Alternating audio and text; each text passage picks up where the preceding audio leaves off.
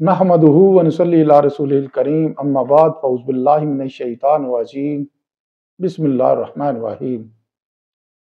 सामाईन व नाज़रीन, आज मैं आपको एक ऐसा वाक़या सुनवाना चाहता हूँ जो कि बाबा इरफानुल हक साहब ने अपने एक बयान में बयान किया था, बड़े ही सादा अल्फाज में और बड़े ही मुदल्लल अंदाज में।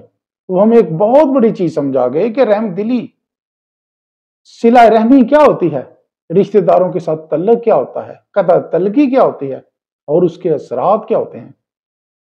आइए बयान सुनते हैं। मैं आपको एक छोटी सी जाती मिसाल बताऊं। सच्ची बात है कि ये बहुत पुरानी बात है, तकरीबन 6 साल के लगभग एक शख्स मेरे पास आया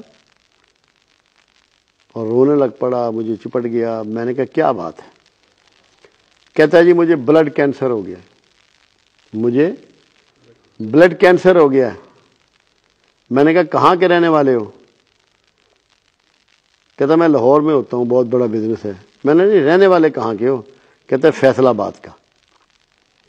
मैं एग्जैक्ट जगह का नाम नहीं बताऊंगा ताकि किसी का सीक्रेट होता है। मैंने कहा कब से अपने गांव नहीं गए? कहने लगा 20 साल से। मैंने कहा वहाँ कोई रिश्तेदारी है या सब लोग गांव छोड़ गए? कहने लगा मेरे नानके दादके सब वहाँ हैं, मामू भी हैं, फूफिये भी हैं, चचा भी हैं और भी रिश्तेदार हैं। मैंने कहा उनके हालात क्या है? कहते कमज़ोर है। मैंने कहा तू इंतहाई अमीर है इस वक्त। मैंने कहा तुझे 20 साल हो गए गए हुए, अब तूने 20 दिन उस गांव में रहना है जाके। तूने 20 दिन उस गांव में रहना है। किसी को भैंस ले देनी है, किसी को बैल ले देना है, किसी का हल ठीक करा देना है, किसी की छत ठीक करा देनी है, किसी के खेत में पाइप डलवा देना है या कोई ऐसा जिससे पानी उसको मिल जाए। तूने सेवा करनी है अपने रिश्तेदारों की, उनकी खिदमत करनी है तूने। उसके बाद तूने मेरे पास वापस आना है। वो शख्स ने मेरी बात पूरी मानी और अपने गांव चला गया। 20 दिन में उसने सबकी खूब खिदमत की, घुल मिल गया उनमें। ये जहन से निकल गई बात कि मैं इतना अमीर आदमी हूं और ये बड़े कमजोर लोग हैं। उसी का खून, उसी के रिश्तेदार। वो जो एक ज़ोम इंसान के अंदर पैदा हो जाता है ना, किसी ज्यादा इल्म की वजह से या हैसियत की वजह से, माली पोजीशन की वजह से। 30 दिन के बाद आया। मैंने कहा जा सारे टेस्ट करवा के मेरे पास आ। जब आया तो मेरे पांव पकड़ लिया, रोना शुरू हो गया। मैंने कहा भाई क्या हुआ? कहता है अल्लाह ने तमाम बीमारियों को रफा कर दिया। ये खुदा गवाह करके मैं आपको बात बता रहा हूं, अल्लाह गवाह है इस बात के लिए। मैंने नाम नहीं उसका आपको जिक्र किया। मेरे अपने आंसू निकल आए। इस बात से आप सिला रहमियत की अहमियत का अंदाजा लगाएं कि अगर आप सिला रहमी के तरीके को पकड़ लेंगे, अपना लेंगे, तो कैसी कैसी मूजी अमराज से आपकी निजात मिल जाएगी, आपकी जान छूट जाएगी। कितना डिप्रेशन है मुआशरे में। लोगों को नींद नहीं आती, रातों को उठ उठ के बैठते हैं, बेचैन रहते हैं, ट्रंकुलाइजर खाते हैं, एंटी डिप्रेशन दवाइयां खा रहे हैं।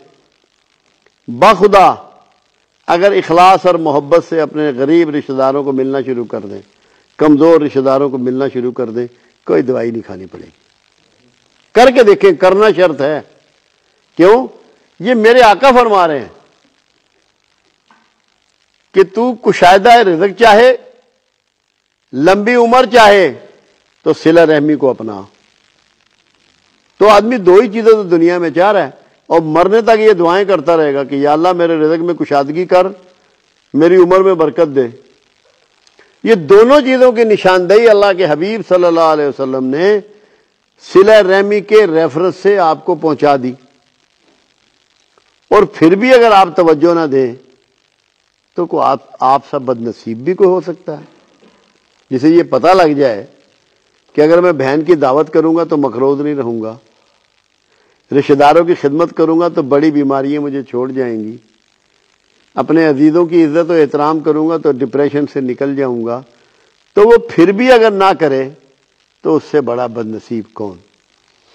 इसको अल्लाह का हुक्म, रसूलुल्लाह सल्लल्लाहु अलैहि वसल्लम का हुक्म, आपने चल के दिखाया, आपने करके दिखाया اور زندگی کے روز مرہ کے تجربات، میں نے خود بے شمار لوگ دیکھے ہیں جو نہ کوئی زیادہ تعلیم حاصل کر سکے، نہ کوئی ان کی خاص اہمیت تھی، مگر انہوں نے بہن بھائیوں کی خدمت کی، آج وہ دنیا میں نیک نام بھی ہیں، معاشی طور پر بھی طاقتور ہیں، پہچان کے حوالے سے، سیاست کے حوالے سے بھی جانے پہچانے جاتے۔ تو صلہ رحمی کو کوئی چھوٹی بات آپ ہرگز مت سمجھیں، یہ جنت کا سرٹیفکیٹ ہے، ضامن ہے اللہ اور اس کا رسول۔